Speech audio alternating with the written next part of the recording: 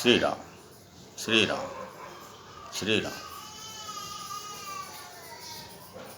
आज का प्रसंग है प्रभु श्री राम जी लक्ष्मण जी को आगे शरद ऋतु का वर्णन सुना रहे हैं और शरद ऋतु के वर्णन के माध्यम से भी हम सबको सद्मार्ग दिखा रहे हैं। उसमें राम जी कहते हैं, बरसा विगत शरद ऋतु आई, लक्ष्मण देखो परम सुहाई। फूले कांस सकल मह छाई, जन बरसा कृत प्रगट बुढ़ाई। प्रभु श्री राम जी कहते हैं, हे लक्ष्मण, वर्षा ऋतु बीत गई और परम सुंदर शरद ऋतु आ गई। इस शरद ऋतु में कांस फूलता है, इसके सफ़ेद बाल निकलती है, सफ़ेद फूल होते हैं। राम जी कहते हैं, सारी पृथ्वी इस कांस से शोभायमान हो रही है, ठीक जैसे मानो वर्षा ऋतु का बुढ़ापा आ गया हो। ये सफ़ेद कांस वर्षा ऋतु के बुढ़ापे को दर्शा रही है। उदित अगस्त्य पंथ जल सोसा, जिमि लोभैं सोसै संतोषा। आदमी कितना भी लोभी हो, लेकिन जब उसके अंदर संतोष आ जाता है तो सारा लोभ सूख लेता है संतोष। फिर लेस मात्र भी लोभ उसके अंदर नहीं रहता। ठीक इसी प्रकार से अगस्त का उदय हो गया है और उस अगस्त के उदय होते ही मार्ग में जगह जगह जो पानी भरा होता है वो सारा जल सूख लेता है।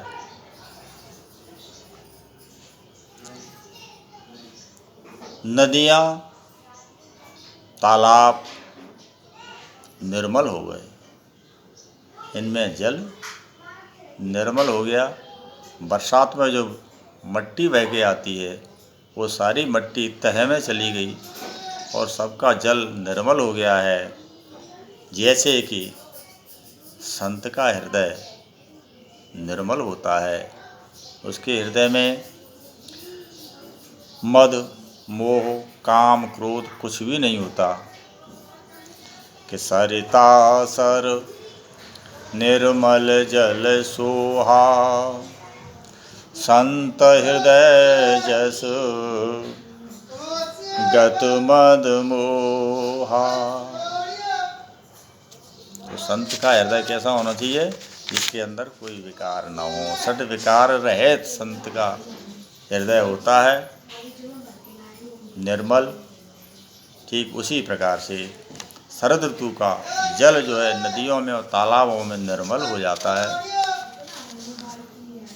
रस रस सूखी सरित सर पानी, ममता त्यागो करहिं जिमि ज्ञानी।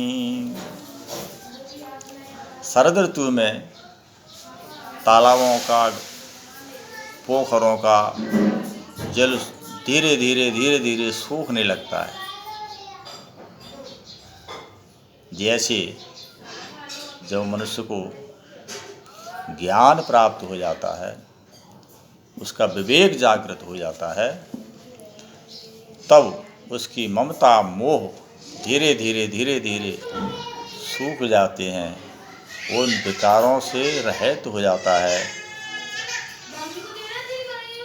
और जब निर्मल मौसम हो गया है, जान शरद ऋतु खंजन आए, पाए समय जिमि सुकृत सुहाए। शरद ऋतु के आते ही खंजन पक्षी जो है बाहर से आ गए, जगह जगह दिखाई दे रहे हैं। जैसे कि मनुष्य का जब सही समय आता है तो उसके पुण्य जो है प्रकट हो जाते हैं, ठीक इसी प्रकार से खंजन पक्षी प्रकट हो गए। पंकन रेणु सोहयस धरणी, नीति निपुण नृपो के जस करनी। इस समय मार्गों में ना कीचड़ है और ना धूली है। मार्ग इस समय धूल और कीचड़ से रहित निर्मल हो गए हैं। ऐसे ही जब राजा राजनीति के द्वारा अपना राज करता है तो वो राजा का राज भी निर्मल हो जाता है। राजा पिता के तुल्य होता है जनता के लिए। जैसे पिता अपनी सारी संतान को समान अनुभाव से उसका पालन करता है, पोषण करता है, यही कार्य राजा का है। राजा, नीतिवान राजा कभी धर्म के नाम पर, जाति के नाम पर विघटन पैदा नहीं करता। कभी किसी की जन सुविधा में कोई भेदभाव करता है, जब किसी भी धर्म का हो, किसी संप्रदाय का हो, लेकिन राजा के लिए वो संतान है और संतान की तरह ही उसके लिए अपना व्यवहार करता है। लेकिन आज ऐसा नहीं है, ये युग का प्रताप है। स्वयं राजा ही देश में नफरत फैलाए, जाति धर्म की दृष्टि से लोगों को देखे और न्याय और अन्याय उसी के अनुसार करे। क्या कहें, पर कलयुग है, हो रहा है और आगे भी होता ही रहेगा, क्योंकि तुलसी बाबा मानस में कलयुग का वर्णन कर चुके हैं।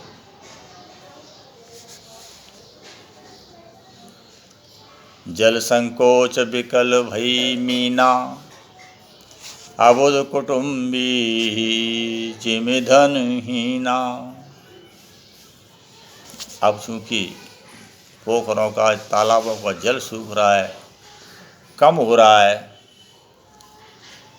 तो जल में निवास करने वाली मछलियाँ विकल हो रही हैं, व्याकुल हो रही हैं। जैसे मूर्ख ग्रस्त जो होता है, उसके पास अगर धन नहीं हो तो व्याकुल हो जाता है। धन ही उसका जीवन है।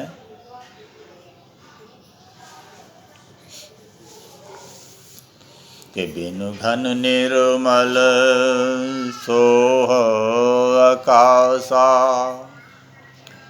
हरे जन एव परिहरि सब आशा।